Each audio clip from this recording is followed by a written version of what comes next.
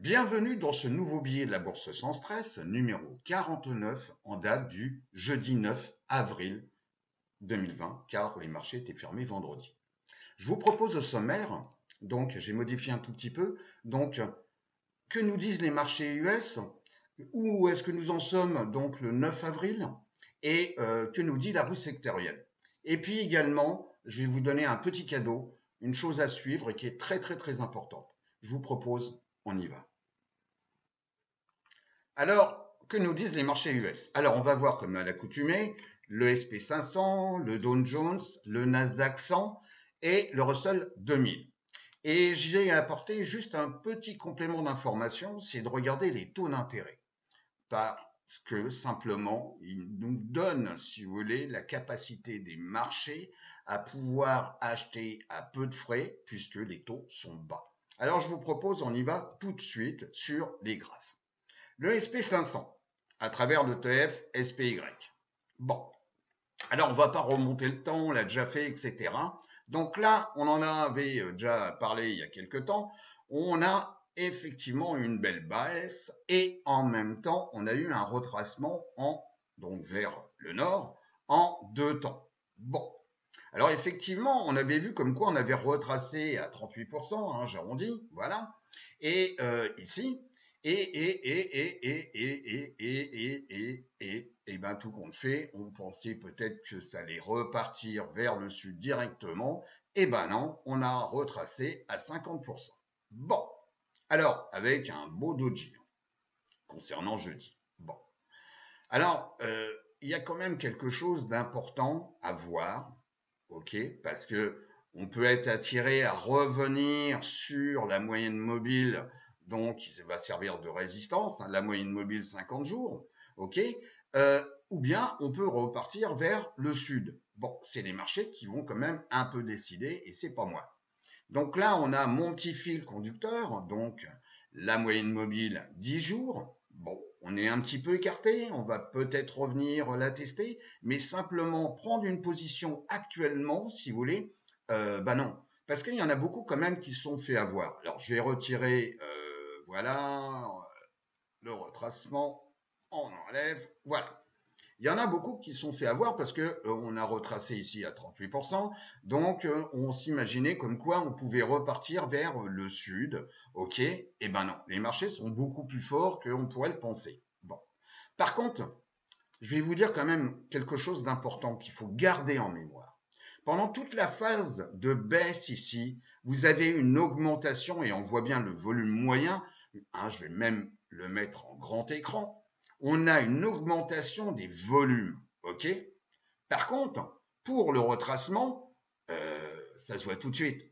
On a une diminution déjà du volume moyen et en même temps, pour la clôture de jeudi, bon, on peut pas dire comme quoi les volumes ici sont supérieurs à ce qu'on a pu avoir dans la phase donc de chute. Bon, donc attention, attention.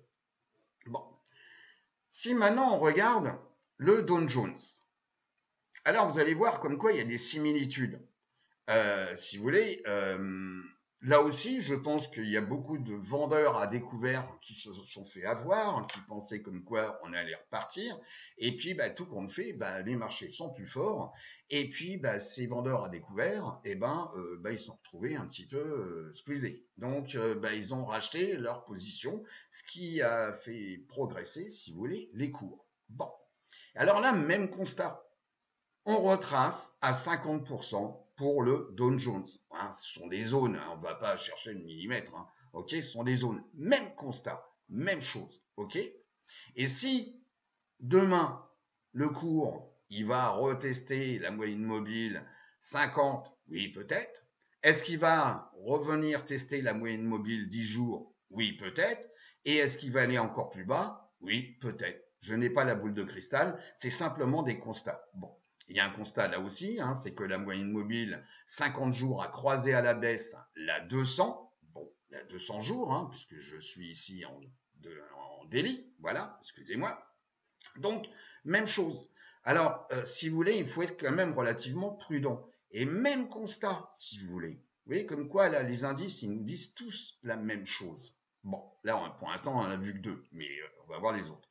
Eh bien, même chose, forte progression des volumes pendant la phase de baisse. Mais pendant le retracement, là, est-ce qu'on a des volumes qu'on, alors, extraordinaires? Non, pas du tout. On a des volumes qui ont eu tendance à baisser sur les phases de retracement vers le nord. Bon, donc là aussi, il faut faire extrêmement attention. Les marchés sont un peu manipulés, je voudrais pas dire. Ok, donc c'est pour ça que rentrer dans la danse maintenant, si vous voulez, bon, il faut y aller quand même, si vous voulez, avec beaucoup d'attention et de précaution. Parce que vous dire comme quoi on va repartir vers le nord ou vers le sud, ben j'en sais rien, si vous voulez. Donc voilà. Et là, même constat, un petit doji. Le Nasdaq 100. Bon, alors le Nasdaq 100, eh ben, si vous voulez, même constat. Hein. On a une belle chute, une augmentation des volumes, c'est normal, tout le monde voulait vendre, etc., etc. Et puis là, rebond, on retrace là aussi à 50%, vous voyez, avec là aussi pour le QQ le jeudi un doji, bon, ok. Est-ce qu'on va aller vers la moyenne mobile 50 pour la tester? Il est peut-être probable. Est-ce que là aussi la moyenne mobile 10 jours est montante? C'est normal parce que là, effectivement, on a eu un retracement donc en 3 temps, 1, 2, 3, ok, hein, ce qui marche dans un sens marche dans l'autre. Et bon, est-ce qu'on va venir la tester ou est-ce qu'on va revenir plus au sud? Parce que peut-être cette zone-là, on va peut-être la retester, peut-être, peut-être. Et même constat, en termes des volumes, ok, je me répète, eh ben les volumes, là, même chose. Hein. On n'a pas des volumes exubérants, on n'a pas de non, il n'y a pas grand-chose. Donc dans ces phases-là, faites attention. Voilà. Comme je vous l'ai dit déjà plusieurs fois, il vaut mieux rien faire que s'obliger à faire quelque chose. Voilà. C'est mon petit message, en tous les cas pour ce billet numéro 49. Alors maintenant, si on regarde, donc, IWM, le Russell 2000. Bon, alors lui, par contre, contrairement aux trois autres, il n'a retracé pour l'instant que, ben, c'est vrai qu'il était tombé aussi bas, hein, mais il n'a retracé que de 38%. Bon, et là aussi avec un doji. Bon, génial. Ok, alors là aussi, même chose, de la moyenne mobile 50 D à croiser à la baisse la SMA 200. Ok, mon petit fil conducteur est montant. Alors, est-ce qu'on va venir tester la moyenne mobile 50? Bah, peut-être. Ou tester par la même occasion le retracement donc de Fibonacci à 50%. Ok, bah peut-être, peut-être. Ok, ou retester la moyenne mobile 10 jours, ou aller de nouveau plus bas. Bon. Alors, il y a quand même, je vais enlever le Fibonacci. Voilà. Tac, terminé. Bon. Alors, même chose, hein, le constat sur l'augmentation des volumes. Et là, par contre, pour IWM, on a des volumes, bon, la valeur moyenne des volumes est flat. Bon. Alors, c'est pour ça que, par exemple, sur les top gainers, on a trouvé pas mal de middle et small cap, ok, capitalisation, ok, parce que effectivement, on va le voir juste après, c'est vrai que le IWM a bien réagi ces derniers jours. Voilà. Par rapport à des plus grosses structures, hein, des big hein, sociétés, etc., etc. Donc le Russell 2000, donc c'est bien comporté à travers parce qu'on est allé piocher des petites sociétés qu'on avait fortement baissées, on rentre, on sort, etc. Bon, voilà. Donc pour IWM, alors faites attention. Les marchés peuvent faire exactement, c'est ce qu'ils vont faire d'ailleurs, ce qu'ils veulent. Alors, on va quand même regarder aussi quelque chose. Donc, voilà, c'est comparé. Donc là, je suis sur 3 mois. OK? Donc, les trois indices sur 3 mois sont négatifs. Bon. Le premier, donc, c'est le QQ. Ben, c'est pas étonnant, technologie, les semi-conducteurs, etc. Donc, on est quand même à moins 8%, OK, sur 3 mois. Ensuite, on a le SP500, moins 14, j'arrondis, hein, on n'est pas à la virgule près, hein, moins 14%. Ici, vous êtes à moins 17, allez moins 18%, allez, j'arrondis. Moins 18%, ok, pour le Dow Jones. Et puis, le Russell 2000, donc, on est à carrément moins 25. Bon. Alors par contre, chose quand même intéressante, si on observe, si vous voulez, les pentes. Là, bon, pour le dernier jour, on est flat hein, sur le QQ, ok, bon, d'où le doji hein, aussi. Hein. Et on voit ici la pente de IWM qui est supérieure aux autres pentes. Puisque là, si vous voulez, on prend l'exemple donc là du Dow Jones.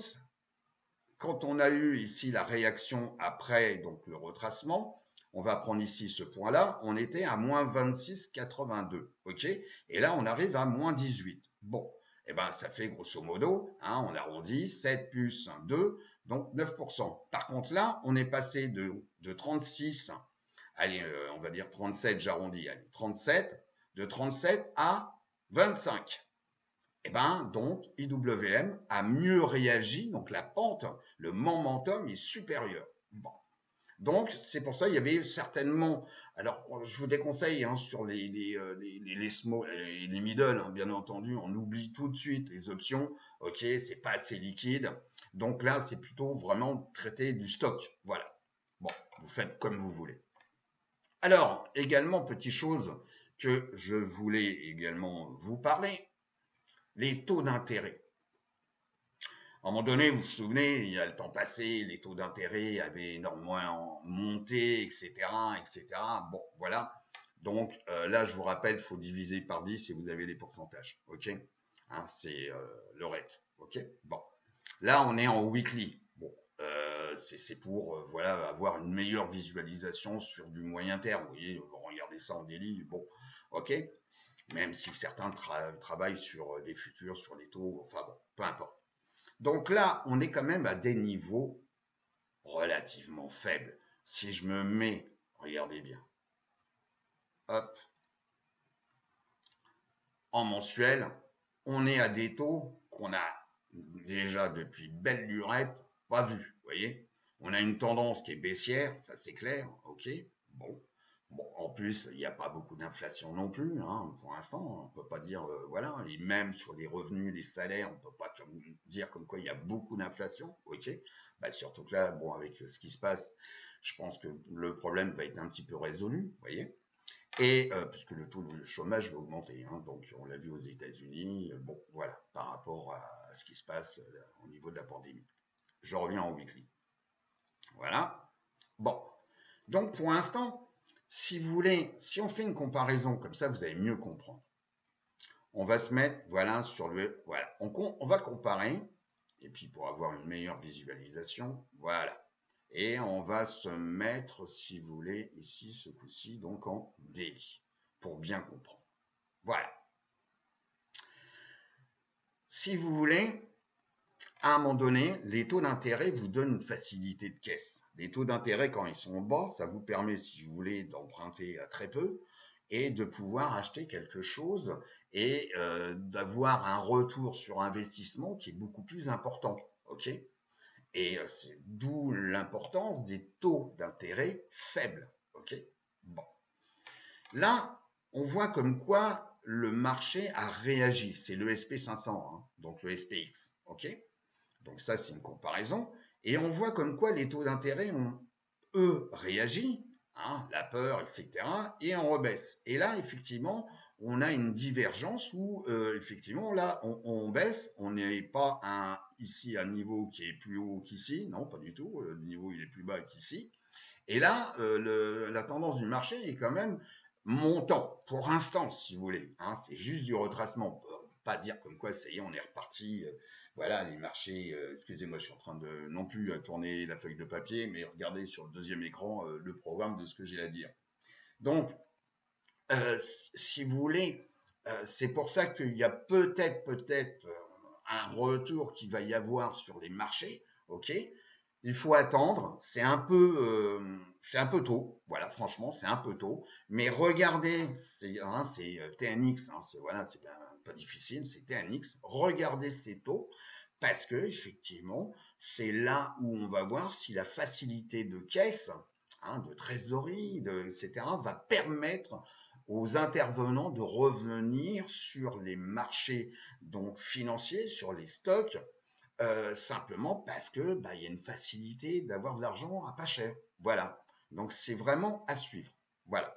Alors, on va maintenant revenir sur la présentation. Alors, j'espère que là, parce que comme j'ai changé un peu l'ordre chronologique des choses, j'espère que la vidéo va pas faire 2h50. Voilà.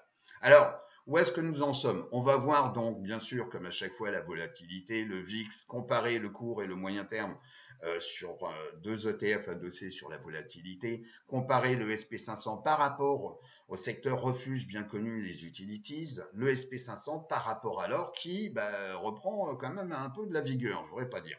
Bon. Alors, on revient sur les cours. Alors, le VIX, alors bien sûr la petite page de pub.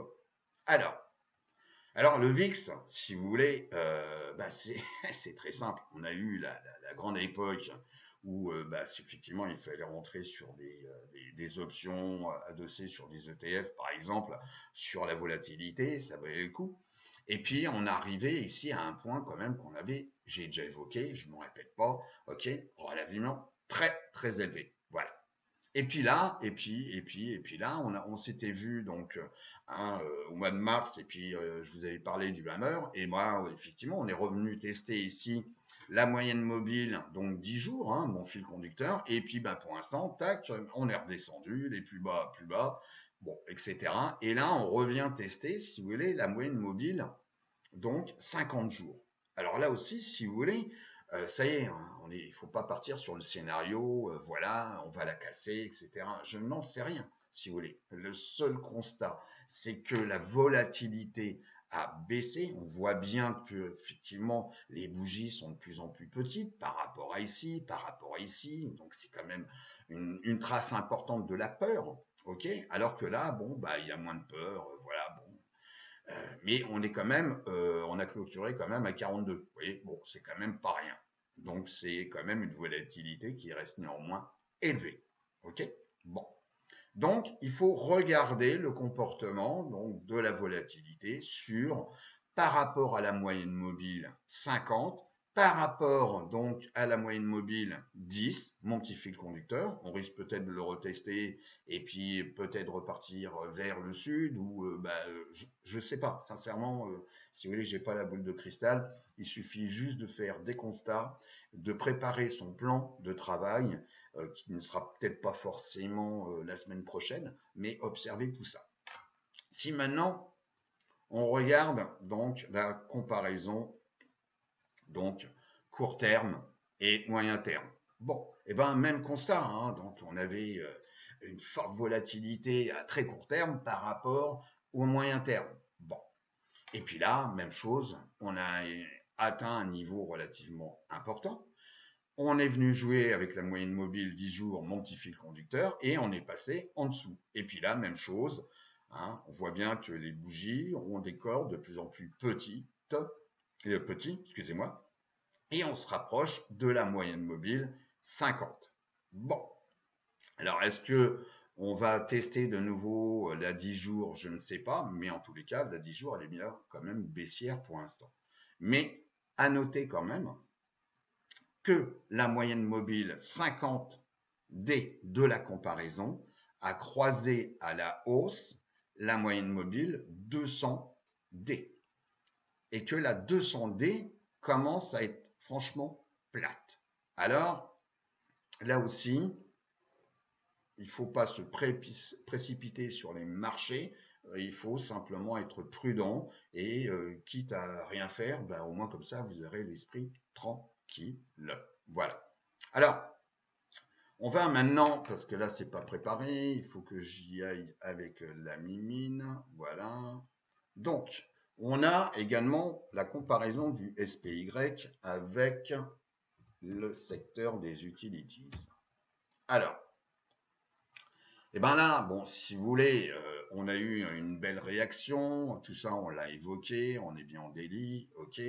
Bon, pour l'instant, on est à l'intérieur d'un canal horizontal, vous voyez, hein, donc voilà, on est dedans. Bon, les utilities ont peut-être pris le pas, donc le 9 avril, ok, bon, si vous voulez, pour l'instant, c'est pas clair. Donc, si vous voulez, on peut pas dire comme quoi, voilà, ça y est, le secteur des utilities est reparti comme une furie parce que la peur, etc. Pour l'instant, c'est pas clair. Et quand c'est pas clair, eh ben, moi personnellement, je ne fais rien. Voilà, tout simplement. On va comparer également, donc, par rapport à l'or. GLD. Voilà. Hop. Bon. Alors là, effectivement, on voit bien comme quoi le SP500 a été plus réactif à la baisse que l'or. Ok. Et puis là, on est arrivé donc sur le niveau de 1,50. Ok, de la comparaison. Et puis là, action, réaction. On est venu tester le petit fil conducteur. Ok. Et puis on est passé au-dessus. On est revenu tester. On l'a cassé. Et puis voilà, on en est là. Bon. Alors l'or a bien monté, hein. Si on regarde ça directement, voilà, GLD. Bon, vous voyez comme quoi, c'est très simple. L'or, on est arrivé sur des niveaux qu'on n'avait pas rencontrés depuis belle lurette. Et je vais me mettre en plein écran, comme ça on verra mieux. Voilà, vous voyez, on est à des niveaux quand même qu'on n'a pas vu depuis. On va même se mettre en mensuel. Voilà, vous voyez. Alors là, si vous voulez, bon, il y a peut-être des choses à faire sur l'or, ok, hein, puisque c'est également un produit refuge. Mais si vous voulez, ce produit refuge, soit c'est vraiment la peur de la catastrophe à travers le monde, soit c'est simplement l'inflation qui va repartir à la hausse.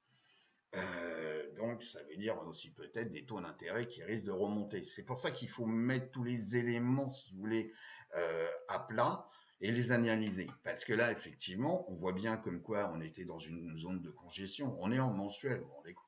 Et puis là, effectivement, on voit comme quoi l'or, à travers le TFJLD, effectivement, bon, le mois il n'est pas fini, hein, donc bon, il faut attendre. Hein, pour cette bougie mensuelle, hein, le mois n'est pas fini, je me répète, mais en tous les cas, on est certainement tenté à revenir tester des niveaux qu'on avait vus en 2011 et 2012. Bon, alors, oui, et puis on se rapproche des fameux 1800 $, l'once, voilà, de l'or. Bon, alors pour l'instant, si vous voulez, hein, en mensuel, hein, la 10 mois, elle est quand même un mon petit fil conducteur, mais là, ce coup-là, on est en mensuel, ok, bon, il sert bien de fil conducteur, et la moyenne mobile, ce qui est énorme, en 50 mois, est quand même montante actuellement après avoir été flat. Bon, alors peut-être que l'or est à traiter, en avoir, ça fait pas de mal. Pour l'instant, se précipiter, là aussi, je vous mets en garde, parce qu'on est venu tester des niveaux ici. Donc là, c'est un niveau de résistance à 1585, ok. Euh, Est-ce que on va casser directement? Je sais pas. Hein. Il faut regarder quand même la moyenne mobile 10 jours ici, qui va certainement servir d'aimant, ok, donc de support. Mais en tous les cas, bon, la moyenne mobile 200, elle est montante, la 50, puisque je suis en délit, hein, je me répète, et la 50, elle est montante aussi. Bon, alors, c'est à suivre, c'est à suivre. Moi, personnellement, je ne prendrai pas tout de suite de l'or ou simplement des stocks, hein, comme, je sais pas, AU, bien connu, voilà, AU, tac, voilà, Anglo Gold, voilà, c'est pas de la pub, hein, c'est pas de la recommandation, voilà. Ça aussi, c'est peut-être une société à traiter, voilà, donc soit l'ETF, soit puis bon, vous avez une minière, bon, enfin, voilà, ça c'est une minière, hein.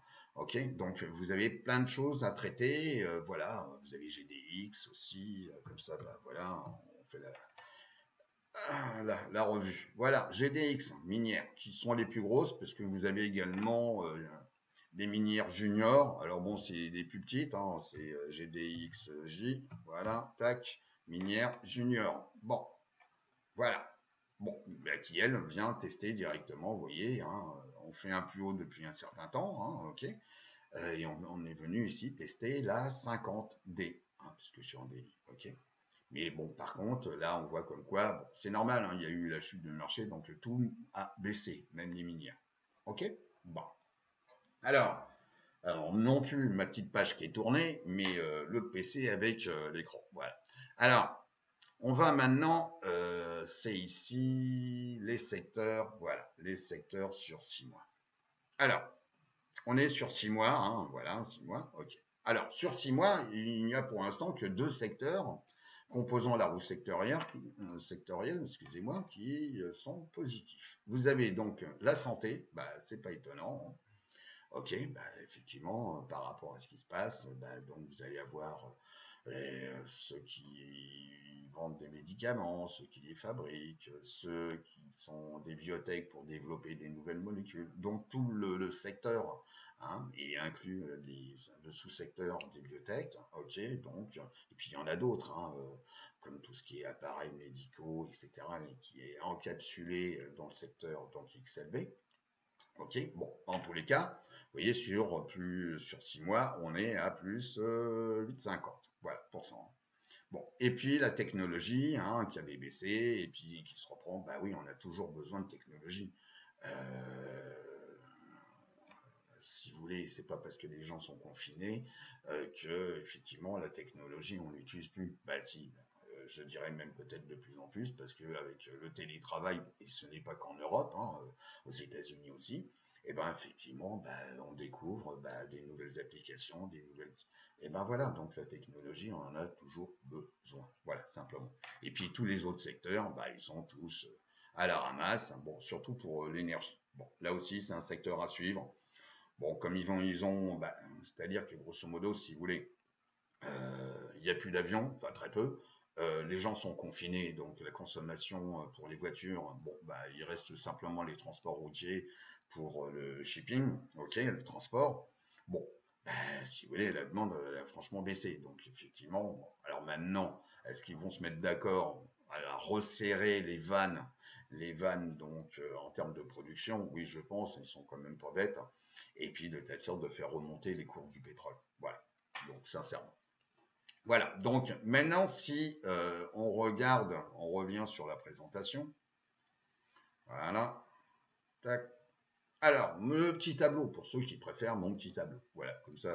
Donc, je vous rappelle qu'ici, il n'y a pas que les secteurs, il y a également les sous-secteurs que je suis, moi, perso. Voilà. Bon. Alors, sur 6 mois, eh ben, pour l'instant, c'est très simple. Vous avez que 3 secteurs et sous-secteurs qui sont positifs. Vous avez, on vient de le voir, la santé, vous avez la technologie et ici, vous avez donc les semi-conducteurs. Par contre, tous les autres, ils sont franchement négatifs. Bon, on va pas revenir depuis le début de l'année, tout ça on l'avait évoqué, pas de gros changements. Ok, sur 3 mois, bah, ils sont tous à la ramasse. Par contre, vous voyez comme quoi c'est intéressant parce que sur 5 jours, hein, c'est 5 jours glissants, hein, donc si vous voulez c'était le vendredi de la semaine dernière jusqu'à jeudi, hein, c'est 5 jours glissants, hein, le 5D ici, hein, ok. Et ben tout compte fait, vous apercevez comme quoi bah, vous avez certains trucs qui sont pris des bonnes gamelles et vous avez ici constructeur de maison 24%, 21 le retail, ok. Et ici le real estate, on en a souvent parlé, hein, comme DLR, j'en ai déjà évoqué, voilà, bon, ok, c'est quand même très très très étonnant. Bon, donc ça veut dire que bon, il y a des intervenants, il faudrait voir les volumes, etc.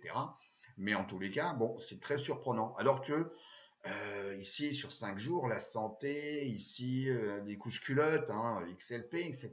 Bon, ça a monté, oui, effectivement, par nécessité, mais pas autant que là, si vous voulez. Donc ça, c'est très, très, très intéressant à suivre et à observer. Voilà. Alors, bien entendu, la fête va pas continuer à durer, voilà. Mais en tous les cas, là, sur les 5 jours glissants, c'est quand même intéressant à voir ça. Voilà.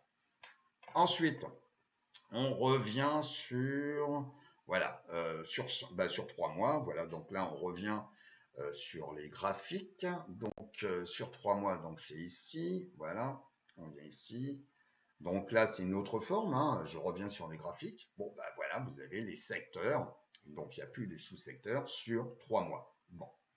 Et bon, bah, on vient d'évoquer le pétrole, etc., etc. Et puis là, vous voyez, les secteurs qui ont bien réagi. Et le premier sur 3 mois, c'est le secteur des utilities. Voilà. Bon.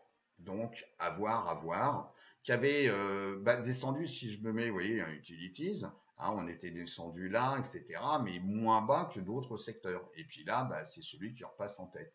Donc le secteur des utilities, c'est peut-être quelque chose aussi à suivre. Bon, mais néanmoins, on est encore négatif. négatif.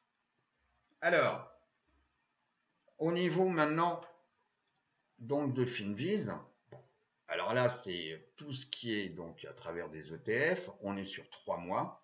Bah, vous voyez comme quoi sur 3 mois, ils sont quand même bien rouges. Bon, c'est pas étonnant, hein, c'est ce qu'on vient de voir à travers les graphiques ou à travers mon tableau. Bon.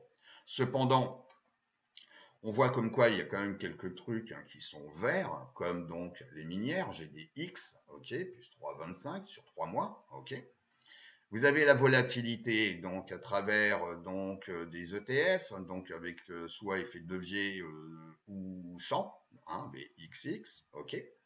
Et puis vous avez l'or, vous avez également ici, ça c'est sur le gaz, mais c'est à l'inverse, donc c'est à traiter vraiment avec beaucoup d'attention, voilà. Mais en tous les cas, tous les secteurs sont nés, enfin tous les secteurs, tous les ETF sont négatifs, hein, même inclus la Chine. Hein, bon, pour l'instant, on me dit comme quoi elle redémarre. Oui, mais enfin bon, il va falloir me trouver les clients. Donc les clients, c'est à travers les États-Unis, l'Europe, et on est tous confinés, et il y a beaucoup de sociétés qui ne tournent plus. Donc reproduire, c'est bien, mais pour quel client? Donc faire attention à tout ça. Voilà. Donc, et puis, vous avez les émergents comme le Brésil, ouais, donc depuis 3 mois, on est carrément à moins 45%. Voilà. Donc, c'est vraiment une pandémie, si vous voulez, qui touche le monde entier. C'est pas juste un peu l'Europe, non, ça touche tout le monde. Tout, pour ça, vous n'avez plus d'avion. Voilà, à part le transport, les transports de matériel, enfin de matériel, de produits, quoi. Voilà. Mais des vols non commerciaux pour les passagers. Donc, voilà pour Finviz. Alors, également, donc avant de finir cette vidéo, je voudrais quand même vous montrer quelque chose. Donc, j'en reviens sur ma présentation. Voilà, ça c'est ce qu'on vient de voir. C'est une chose à suivre.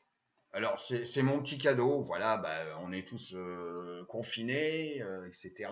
Bon, voilà. Donc c'est mon petit cadeau et surtout c'est un petit outil, enfin c'est même pas un petit, c'est réellement un outil très sérieux qui est accurate, donc fiable, voilà, excusez-moi, qui est fiable et bon, vous l'utilisez pas, en tous les cas, je vous le propose et je vous l'offre. Voilà. Je m'explique. On revient donc sur les graphiques. Alors, les graphiques, ils sont là. Voilà. Non, les graphiques, ils sont pas là. Voilà, ils sont là.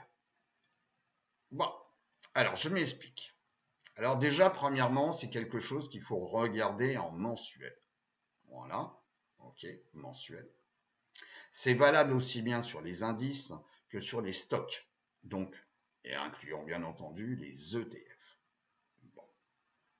Là-dessus, vous allez utiliser une moyenne mobile simple, 17 mois. Bon. Concernant, bon, vous n'êtes pas obligé, d'ailleurs, on va le virer. Voilà, on va le virer. Bon, quitte à le remettre après. Bon.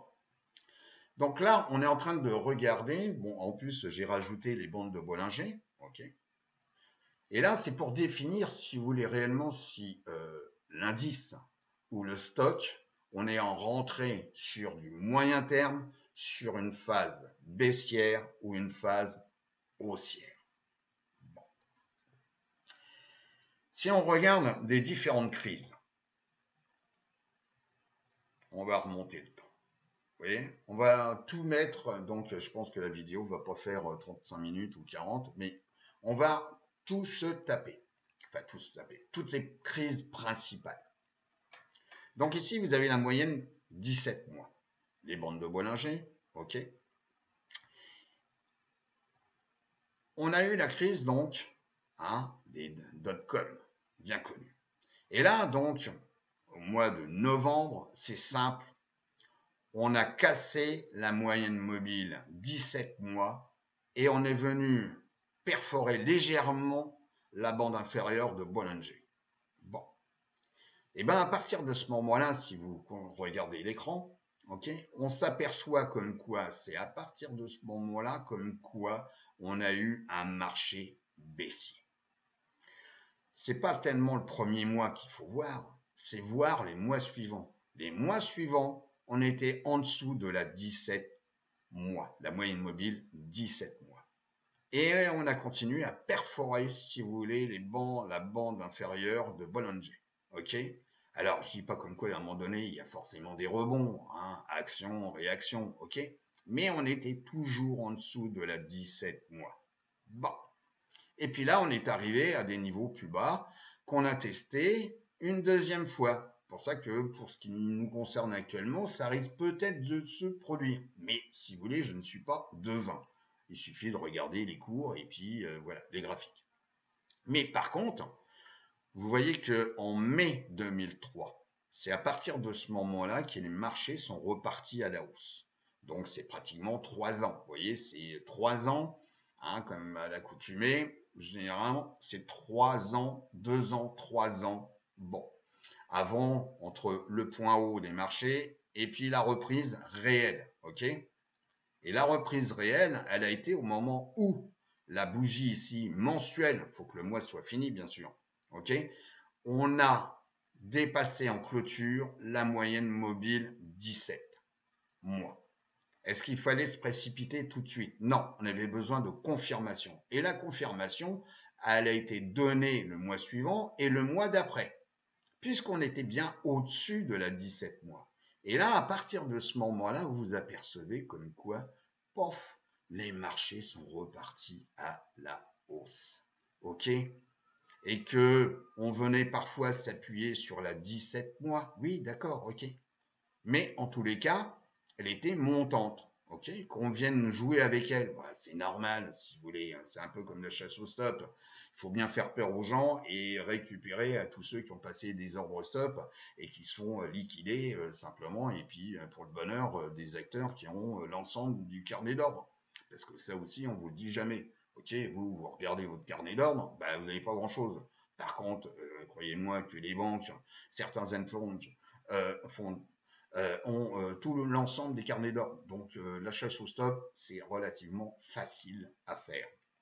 Et puis même chose, et ben là on arrive à la bonne période, hein, 2007, ok. Et puis là même chose, ok. On vient casser à la baisse donc la moyenne mobile 17 mois. On perfore carrément donc la bande inférieure de Bollinger et à partir de ce moment-là, il fallait observer les mois d'après. Alors les mois d'après, il y a eu un mois où on est revenu tester la 17, c'est normal, ok. Mais à partir de ce moment-là, la tendance de fond, elle était connue. Et puis, voilà. J'enlève la publicité. Voilà. Voilà. Donc, jusqu'au moment où on a rencontré donc en mars, souvenez-vous, 2009, hein, donc le point bas, ok, et puis là, on est reparti à la hausse, ok. Mais quand est-ce qu'on a eu réellement la confirmation? Là, je vais grossir parce qu'après on voit plus rien. Parce qu'on aurait pu, bon, si vous voulez, vendre des options, des puts à ce moment-là, comme certains l'ont fait, etc. Parce qu'on pouvait aller encore aller plus bas, vu la baisse, est-ce qu'il était probable qu'on aille encore plus bas? Bah, si vous voulez, bon, peut-être pas non plus, mais bon. Mais par contre, en termes d'investissement, ok, c'est à partir de ce moment-là, donc en septembre 2009, où on a clôturé au-dessus de la 17 mois, ok, et puis en même temps, vous voyez comme quoi la pente, elle avait, là on avait une grande vitesse, vous voyez, un gros momentum sur la moyenne mobile, et puis là elle commençait à changer de vitesse à la baisse. Et puis là, bah, on a clôturé au-dessus, ok. Le mois suivant, bah, on a clôturé au-dessus, et puis le mois suivant également. Et ben à partir de ce moment-là, effectivement, c'est peut-être à ce moment-là qu'il fallait rentrer de nouveau, hein, en étant, si vous voulez, tranquille dans son esprit sur les marchés. Et même si à un moment donné, on est venu taper la bande supérieure de Bollinger et ben, on est revenu tester la moyenne mobile 17 mois, ok, donc bah, grosso modo, si vous voulez, le point d'entrée était à peu près le même point que un chouïa après, si vous voulez, que ici, donc le retour. Bon, donc, si on avait laissé sa position, bon, bah, effectivement, on ne gagnait rien, mais on perdait pas trop non plus, hein. Voilà. OK?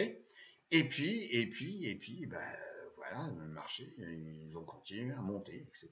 Et puis, de temps en temps, vous avez eu donc En 2011, effectivement, on est venu et que c'est ok, tester la bande de Bollinger, et puis bah, le mois suivant, on clôturait au-dessus. Mais en tous les cas, vous voyez comme quoi ça a tenu, ça a tenu. Et puis, etc., etc. Donc là, 17 mois, elle est très, très, très fiable.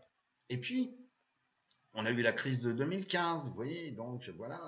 Bon, et puis on est revenu au-dessus, et puis bah, même constat. Ici, vous inquiétez pas, ça c'est ma chaîne qui se gratte. Voilà. Et je préfère le dire maintenant, au lieu qu'on me dise comme quoi il y a un bruit bizarre qui est enregistré. C'est ma chaîne, hein, je vais pas lui retirer les pattes pour éviter qu'elle se gratte. Déjà qu'elle n'a que 3 pattes, donc si vous voulez, voilà. Et là, donc, on est revenu sur des niveaux similaires, ok? Mais là, ce mois-ci, pof, on a clôturé au-dessus. Et le mois suivant, de nouveau. Et ben là, on avait de nouveau une confirmation que la tendance, elle était bonne. Et puis, ça a duré, je sais pas, regardez l'écran, voilà. Et puis, il y a eu donc 2018, la grande, voilà, la peur, etc., etc., où bah, beaucoup se sont fait avoir. Voilà, beaucoup se sont fait avoir. Forte donc, si vous voulez, volatilité, etc. C'était également la fin du monde. Ici, perforation de la bande inférieure de Bollinger. On avait cassé la 17 mois. Bon, ok. Et puis, regardez, le mois de janvier, oh, on est venu carrément clôturer sur la moyenne mobile 17 jours. 17 jours, 17 mois. Voilà, tout simplement. Et puis, bah oui, c'est reparti, c'est reparti. Bon. Alors, pour aujourd'hui, alors déjà, on va pas parler, si vous voulez, du mois d'avril. Le mois d'avril, il n'est pas fini, ok? Donc, vous dire comme quoi il va se passer ça, je n'en sais rien. Il faut attendre la clôture d'avril pour dire, bah voilà, il se passe ci, il se passe ça, j'en sais rien. On va peut-être clôturer sur la 17, j'en sais rien, 17 mois, je ne sais pas, ok? Mais en tous les cas, gardez ça en tête. Je vais pas vous dire comme quoi c'est le super cadeau, c'est la super voiture que je viens de vous offrir, mais croyez-moi que c'est vraiment très accurate. Et voilà, vous en servez pas, mais c'est un super outil. Voilà. Donc là, bah, si vous voulez, on va attendre. Mais en tous les cas, on voit comme quoi très souvent, ça s'avère très fiable et il faut surtout pas hésiter à l'utiliser, surtout dans où on se fait des peurs, où on a l'impression que ça y est, c'est la catastrophe, ou bien ça y est, les marchés vont repartir à la hausse, etc. Non, ça permet simplement de pondérer ces élans et de voir réellement ce que nous disent les marchés. Voilà. Donc, on va revenir à la présentation. Voilà. Donc, eh ben, en tous les cas, je vais vous souhaiter, pour ceux qui vont trader, je vais vous souhaiter une excellente semaine de trading.